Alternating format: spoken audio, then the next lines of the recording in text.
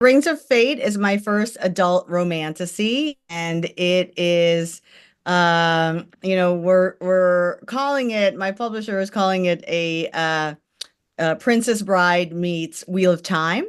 But really, I had pitched this as a sexy Lord of the Rings. And I think, kind of the banter, it's about a barmaid, a snarky barmaid who feels like nobody ever sees her for what she's worth. Everybody just kind of sees her as somebody in the background and somebody you can depend on, but, not like maybe like a romantic heroine. And then a prince with a terrible secret.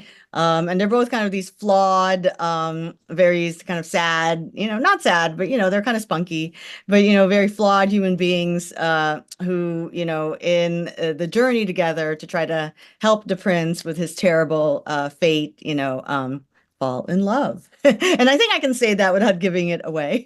It is Ditan and Aaron. No, I do assign them early on for sure. Ditan was a name that my husband and I had been kicking around as like a hero in one of our books, and I was like, oh, I'm going to name the guy in this book Ditan. He was like, oh, okay.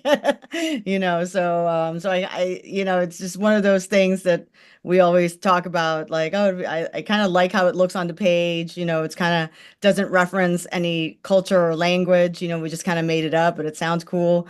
And then Aaron, I kind of like how George R. Martin kind of uses kind of common names with different spellings. So it kind of feels, kind of fantasy. So I thought, oh, I want to call her, Erin, but spell it, with an A.